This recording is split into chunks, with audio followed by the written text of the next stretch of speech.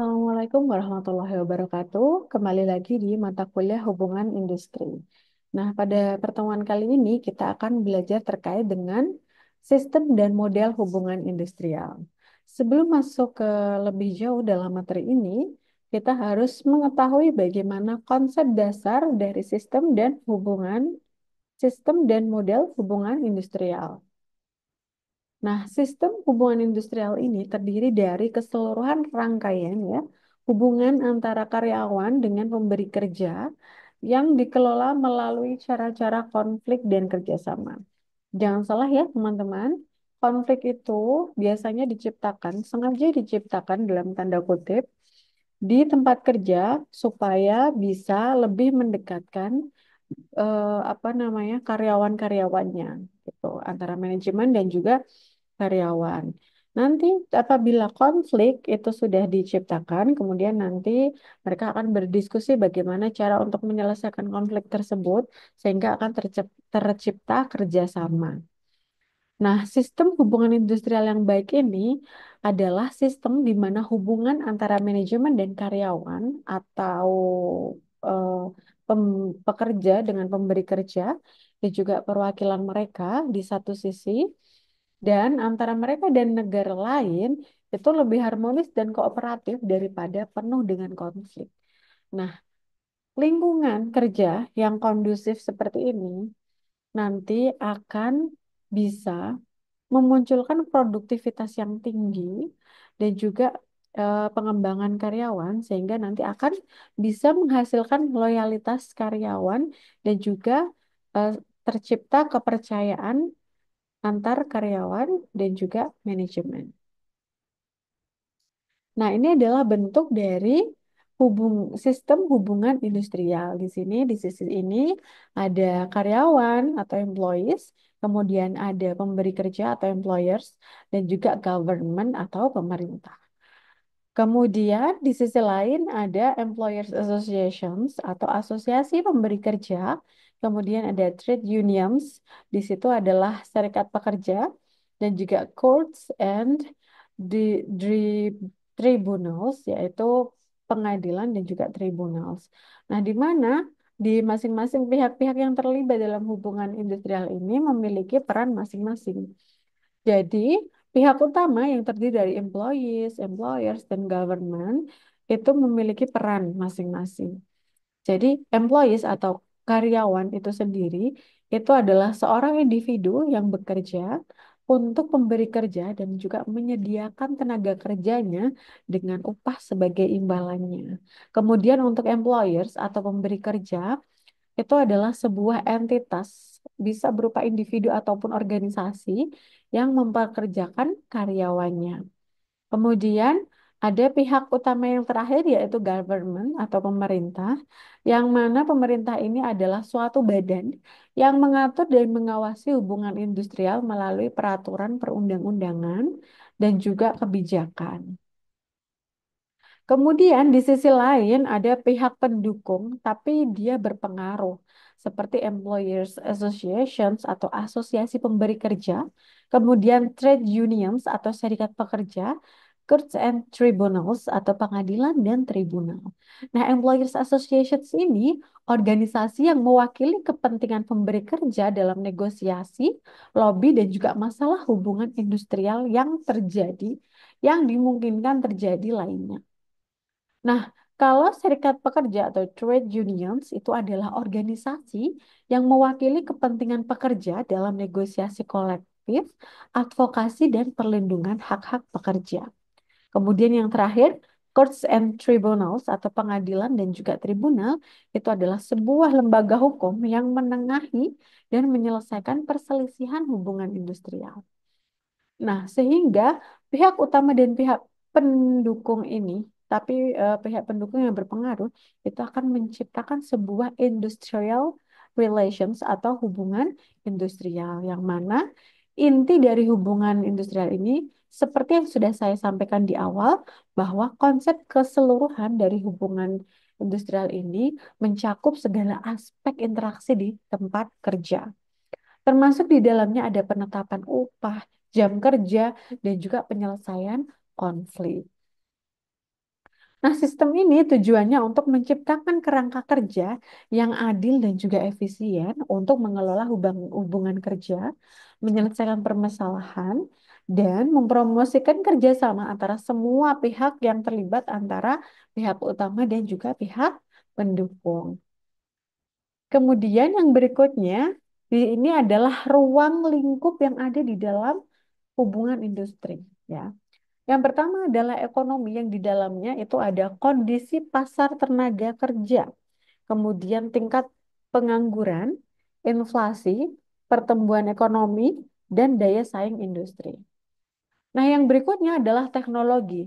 Nah, teknologi ini adalah sebuah kemajuan teknologi yang bisa mengubah proses produksi, kebutuhan keterampilan kerja, dan juga struktur pekerjaan. Seperti salah satu contohnya sekarang, dengan majunya kemajuan teknologi di dalam sebuah perusahaan contohnya perbankan ya. Di sana customer service itu sudah bisa melayani selama 24 jam menggunakan AI ya. Ada customer service online atau bahkan banyak juga yang menggunakan chatbot. Nah, itu sudah mengubah apa namanya struktur dari tenaga kerja itu sendiri karena mereka sudah tidak membutuhkan manusia ya. Mereka lebih mengandalkan teknologi. Kemudian ruang lingkup yang berikutnya yaitu politik dan hukum. Nah, politik dan hukum ini adalah sebuah sistem politik yang berlaku yang di dalamnya itu ada undang-undang dan juga peraturan ketenaga kerjaan, kemudian kebijakan pemerintah terkait dengan upah itu seperti apa, jaminan sosial dan hak-hak pekerja. Semua itu harus dipenuhi sehingga nanti bisa tercipta lingkungan yang kondusif dan juga harmonis. Kemudian yang terakhir adalah sosial dan budaya. Sosial dan budaya di sini adalah nilai-nilai budaya masyarakat terkait dengan kerja, hierarki, kolektivisme, individualisme, serta norma-norma sosial yang bisa mempengaruhi interaksi di tempat kerja. Apalagi di sebuah perusahaan itu pasti punya latar belakang, background masing-masing individu yang berbeda. Background pendidikan, background daerah, kemudian nilai-nilai yang dianut, prinsip-prinsip yang dipegang, dan lain sebagainya. Kemudian ini adalah proses dan mekanisme yang ada atau yang terjadi di dalam hubungan industri. Proses yang pertama yaitu perundingan kolektif atau collective bargaining. Collective bargaining ini adalah proses negosiasi antara pemberi kerja dengan serikat pekerja untuk mencapai kesepakatan mengenai syarat-syarat kerja. Yang pertama, contohnya adalah upah, kemudian jam kerja, tunjangan, dan juga kondisi kerja. Kemudian yang berikutnya adalah penyelesaian perselisihan industrial atau industrial dispute resolution. Mekanisme yang digunakan untuk mengatasi perbedaan pendapat atau konflik antara pengusaha dan pekerja, contohnya seperti mediasi, konsiliasi, arbitrase, dan juga pemogokan. Itu adalah salah satu bentuk-bentuk solusi untuk menyelesaikan perselisihan di industri. Kemudian yang berikutnya adalah partisipasi pekerja atau worker participation, di mana di dalamnya itu adalah berbagai cara ya, yang pekerja itu bisa terlibat dalam pengambilan keputusan di perusahaan, baik secara langsung melalui forum komunikasi ataupun tidak langsung melalui dewan pekerja. Kemudian yang terakhir itu adalah pengaturan norma dan standar ketenaga kerjaan. Di sini isinya adalah pembentukan aturan-aturan kerja itu seperti apa. Jadi nanti harus tercipta keadilan ya antara pemberi kerja dengan pekerjanya itu sendiri. Kemudian kebijakan perusahaan itu seperti apa dan standar-standar yang mengatur hak dan kewajiban pekerja dan juga pengusaha atau pemberi kerja. Nah, apabila proses dan mekanisme ini sudah dilakukan, maka nanti akan menghasilkan hasil atau outcomes Yang pertama itu adalah perjanjian kerja bersama atau PKB, atau ada juga yang menyebut kesepakatan kerja bersama atau KKB. Yang mana outputnya ini adalah dokumen tertulis hasil dari perundingan yang secara kolektif yang mengikat antara pemberi kerja dan juga serikat pekerja. Kemudian untuk yang kedua adalah ketenangan kerja atau industrial peace, yang mana industrial peace ini sebuah kondisi di mana hubungan antara pemberi kerja dan pekerja itu harmonis dan konfliknya itu sangat minim gitu. Jadi nanti mereka akan merasa bahwa lingkungan pekerjaan mereka itu nyaman sehingga turnover intentionnya itu juga akan bisa ditekan atau rendah. Kemudian ada produktivitas. Produktivitas ini tingkat efisiensi dan output yang dihasilkan oleh pekerja dan perusahaan. Kalau produktivitas ini meningkat, maka sustainability dari perusahaan itu sendiri akan terjamin ya, teman-teman. Baik dari perusahaan itu, baik dari manajemennya maupun pemberi, pekerjanya.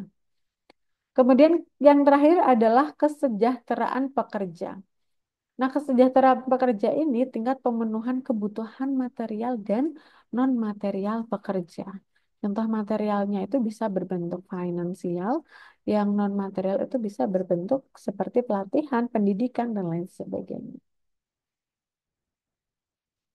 Nah, di sini nanti ada model-model hubungan industrial, ada 13 model ya. Yang pertama itu adalah model sistem Dunlop atau Dunlop. Dunlop System Model dikembangkan oleh John T. Dunlop tahun 1958. Yang mana dia memandang bahwa sistem hubungan industrial itu adalah suatu subsistem yang berasal dari masyarakat yang lebih luas. Dan subsistem ini menekankan pada interaksi terhadap tiga aktor, yaitu pengusaha, pekerja atau serikat pekerja, dan pemerintah. Lalu dalam konteks lingkungan ekonominya itu ada teknologi dan juga kekuasaan. Seluruhnya itu nanti akan terikat oleh ideologi bersama yang mana nanti hasil akhirnya adalah menghasilkan seperangkat aturan kerja yang adil dan juga balance ya antara pekerja dan juga pemberi kerja. Kemudian yang berikutnya adalah model pluralis atau pluralis model. Dia menyoroti tiga poin utama. Yang pertama adalah memandang organisasi sebagai sebuah kumpulan berbagai kelompok dengan kepentingan yang berbeda, sehingga bisa menyebabkan konflik ya, konflik antar individu, konflik of interest, dan konflik-konflik lain.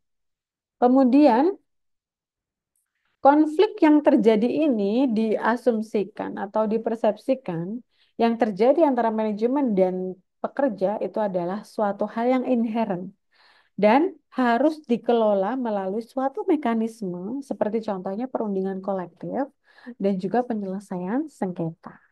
Kemudian yang berikutnya, serikat pekerja itu dipandang sebagai representasi sah kepentingan pekerja. Kalau model pluralis ini dia lebih berpihak kepada pekerjanya, gitu ya, ketimbang yang pemberi kerja. Kemudian model yang ketiga itu ada unitarist model. Dia menyoroti 4 poin utama. Yang pertama adalah memandang organisasi sebagai satu kesatuan yang harmonis dan memiliki tujuan bersama ya. Kemudian mereka menekankan bahwa suatu hubungan yang harmonis itu tercipta kalau misalnya ada yang pertama adalah kerjasama, kemudian loyalitas, lalu identifikasi secara bersama. Jadi nanti ada terjalin kerjasama antara manajemen dan juga pekerja. Kemudian konflik itu dipandang sebagai sesuatu yang tidak normal ya. Dan juga konflik ini bisa diakibatkan atau disebabkan ya, maaf, disebabkan oleh komunikasi yang buruk dari pihak-pihak yang terlibat di dalam perusahaan atau organisasi baik itu pemberi kerja maupun yang pekerja, yang mana pemberi dan juga pekerjanya itu tidak kooperatif ya sehingga akan terjadi konflik. Kemudian peran serikat pekerja seringkali dianggap kurang relevan atau bahkan mengganggu harmoni. Jadi kalau unitaris ini berbeda dengan pluralis tadi, dia lebih kepada berpihak kepada pemberi kerja seperti itu. Kemudian yang berikutnya adalah model radikal atau Marxist atau radical or Marxist model. Dia menyoroti 3 poin utama. Yang pertama adalah melihat hubungan industrial itu dalam konteks teori kelas dan ketidaksetaraan kekuasaan antara pemilik modal, pengusaha, dan pekerja. Jadi dia mau melihat atau menyoroti perbedaan kelas antara pekerja dan juga pemberi kerja. Nah, konflik ini dianggapnya terjadi karena hasil dari eksploitasi sang kapitalis atau sang pemberi kerja dan juga hanya bisa diatasi dengan perubahan fundamental dalam sistem ekonomi. Nah, biasanya model radikal ini dia lebih ke menciptakan revolusi di dalam suatu industri atau perusahaan gitu ya. Kemudian yang terakhir, serikat pekerja dilihat sebagai alat perjuangan kelas pekerja. Jadi, model radikal ini hampir sama dengan model pluralis, yang mana dia lebih berpihak kepada pekerjanya ketimbang pemberi kerja. Model strategis atau strategic model ini menekankan 2 poin utama ya. Yang pertama, menekankan pada bagaimana sih pilihan strategis dari pengusaha dan juga serikat pekerja itu bisa mempengaruhi sistem dan hasil dari hubungan industrial. Apabila keduanya itu saling berkomitmen, saling berkontribusi dalam sebuah organisasi, maka hubungan industrial yang harmonis itu bisa diciptakan. Jadi, kalau misalnya tidak ada kerjasama antara keduanya, maka hubungan industrial yang harmonis itu sulit untuk dicapai. Ya. Kemudian, model strategis ini juga mempertimbangkan faktor yang seperti strategi bisnis perusahaan, kemudian melihat kekuatan dari serikat pekerja dan lingkungan eksternal dalam menganalisis hubungan industrial. Nah, yang berikutnya model internasional dan komparatif di sini itu dia lebih ke memperbandingkan antara hubungan industrial di negara sendiri, misalnya di Indonesia, dengan hubungan industrial di beberapa negara gitu ya. Jadi, membandingkan sistem di berbagai negara dengan mengidentifikasi perbedaan dan persamaannya itu seperti apa ya. Bisa dilihat dari struktur, kemudian aktor, proses, hasil, kemudian peraturan perundang-undangannya seperti apa, kesejahteraan karyawannya seperti apa, dan lain sebagainya. Kemudian kalau sudah dilakukan perbandingan dengan komparasi antara negara satu dengan beberapa negara lain, maka nanti mereka akan melakukan analisis pengaruh globalisasi, kemudian integrasi ekonomi regional, dan standar internasional terhadap praktik hubungan industrial di tingkat nasional. Jadi kalau model internasional ini tujuannya itu menyeimbangkan keduanya ya, seperti model strategis. Hanya saja mereka biasanya mengidentifikasi apa sih yang berlaku di beberapa negara lain, kemudian biasanya diadopsi ya, diadopsi, atau mungkin kalau yang tidak cocok dimodifikasi disesuaikan dengan negaranya itu sendiri. Kemudian yang keenam itu adalah Oxford Model, yang mana di sini tokoh terkemuka pencetus dari Oxford Model itu ada Flanders, Clark, dan juga Fox. Sistem hubungan industrial menurut Oxford Model ini itu adalah suatu studi tentang institusi peraturan kerja yang mana bersifat internal maupun eksternal. Ya, peraturan kerjanya itu termasuk ke dalam sistem aturan kompleks di setiap industri yang pasti akan berbeda-beda. Nah, sifat internalnya itu seperti kode aturan kerja, struktur upah, prosedur internal konsultasi bersama, penanganan keluhan, dan lain-lain sebagainya. Yang mana di setiap perusahaan satu dengan yang lainnya itu pasti akan berbeda. Kemudian yang eksternal itu contohnya adalah serikat pekerja. Nah, menurut pendekatan Oxford, di sini ada sebuah rumus ya. R sama dengan dalam kurung B atau R sama dengan F dalam kurung C. R ini adalah aturan yang mengatur hubungan industrial ya. B-nya itu adalah perundingan bersama atau secara kolektif ya. Kemudian C-nya itu adalah konflik yang diselesaikan melalui perundangan bersama itu tadi. Kemudian model yang ketujuh itu adalah model sosiologi industrial yang mana menurut sosiolog industrial James Richardson ini adalah intinya dari hubungan industrial ini bersifat dan berkembang dari konflik itu sendiri ya. Nah, fokus pada penyebab timbulnya konflik ini daripada penyelesaiannya dan penyebab perselisihan industrial daripada konsekuensinya. Jadi dia lebih ke mengidentifikasi suatu konflik itu bisa timbul faktornya itu apa sih gitu. Jadi dia lebih baik memangkas konfliknya daripada dia mencari penyelesaiannya gitu. Kemudian yang berikutnya adalah tingkat intrapabrik menghasilkan konflik yang distributif, struktural, dan hubungan manusiawi.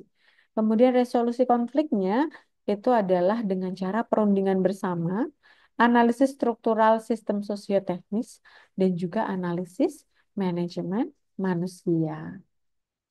Kemudian yang kedelapan, ini adalah action theory model, yang mana action theory model ini berfokus pada perundingan bersama, yang mana perundingan bersama ini dianggap sebagai suatu mekanisme yang bisa menyelesaikan konflik gitu.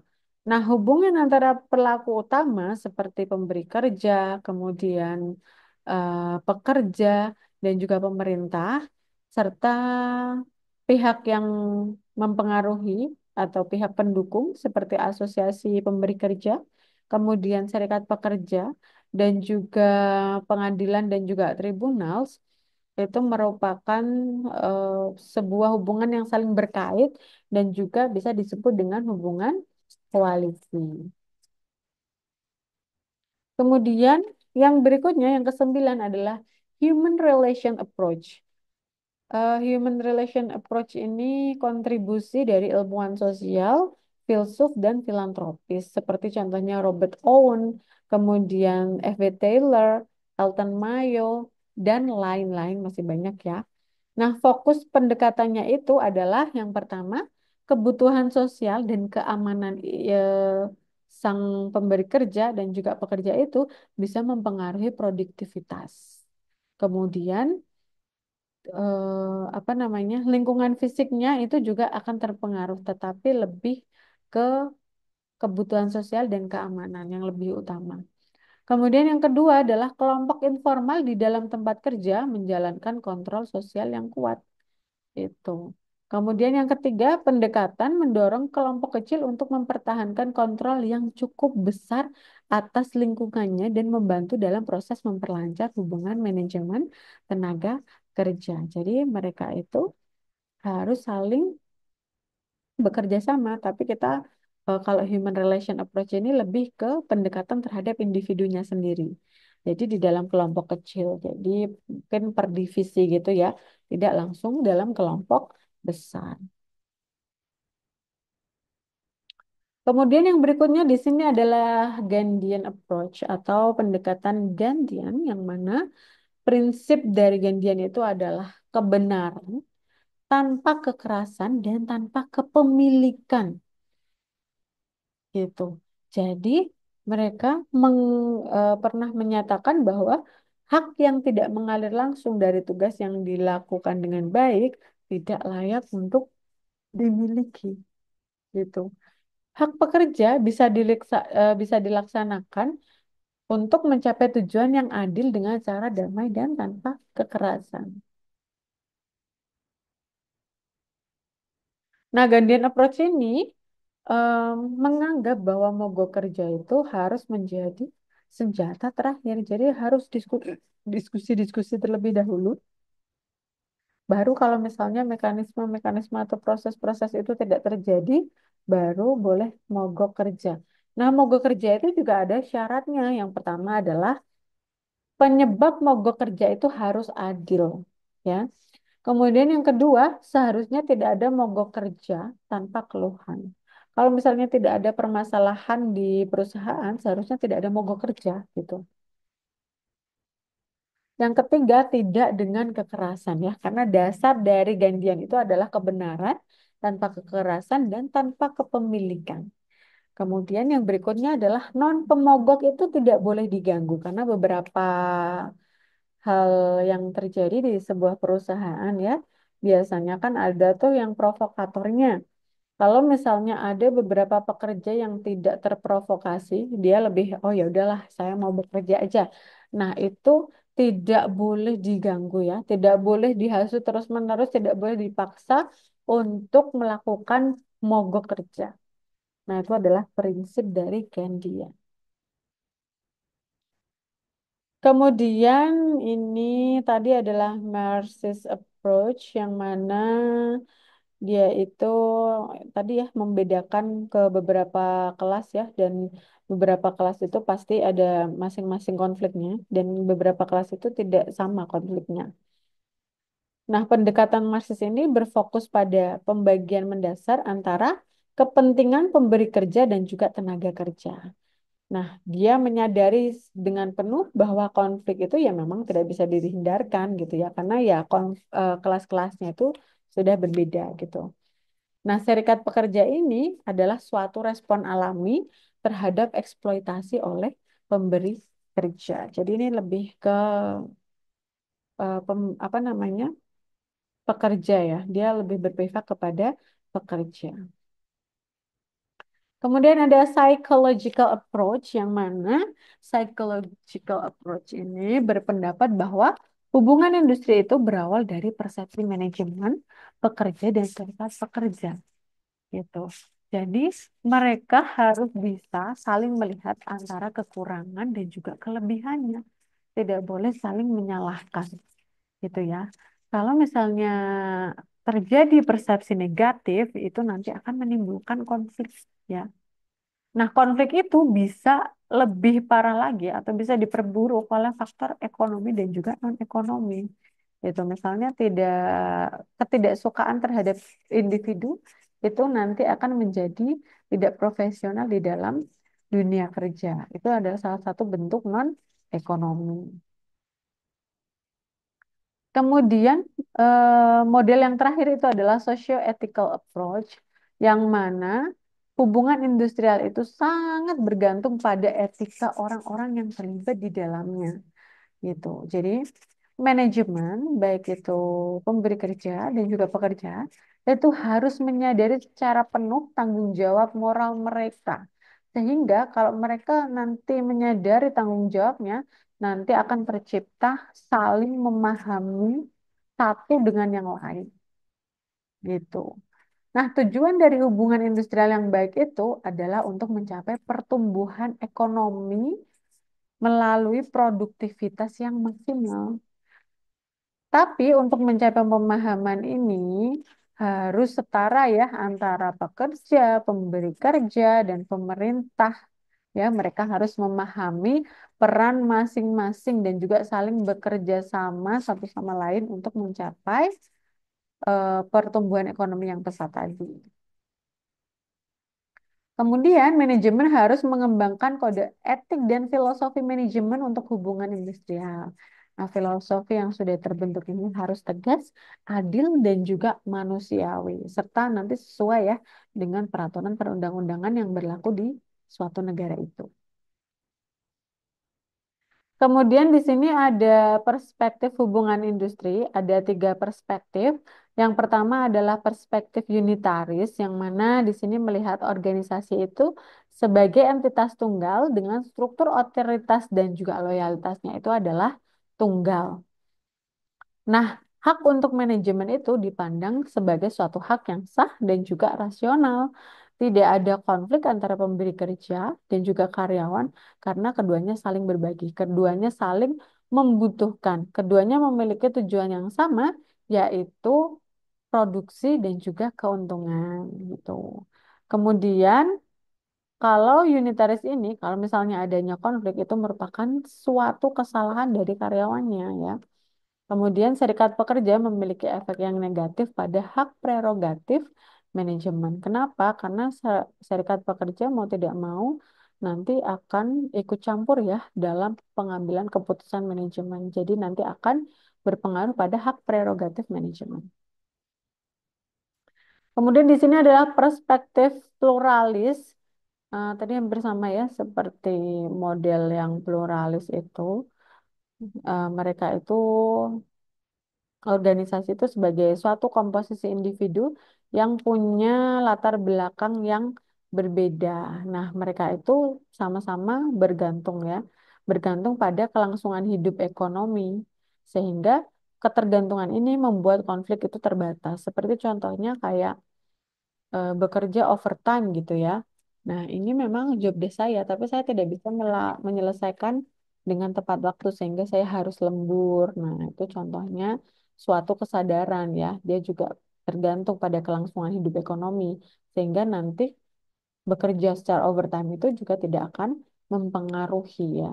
Jadi tidak akan menciptakan konflik. Kemudian ada perspektif radikal tadi ya sudah disinggung tadi yang di apa namanya oleh Karl Marx bahwa distribusi dan akses ke kekuasaan itu menimbulkan kontrol kelas seperti kontrol manajemen, kontrol dari serikat pekerja, kontrol dari pekerjanya itu sendiri. Nah, konflik yang terjadi seperti konflik sosial dan politik itu merupakan ekspresi dari konflik ekonomi yang mendasarinya dalam masyarakat. Tujuan utama manajemen itu sama ya, yaitu keuntungan. Nah, kontrol atas pekerja itu ditegakkan oleh manajemen untuk mencapai keuntungan itu tadi, gitu. Nah, serikat pekerja dipandang sebagai bagian dari perjuangan kelas. Nah, itu tadi sistem dan model yang ada di hubungan industrial. Sekian dari saya. Apabila ada pertanyaan, boleh langsung diajukan. Wassalamualaikum warahmatullahi wabarakatuh.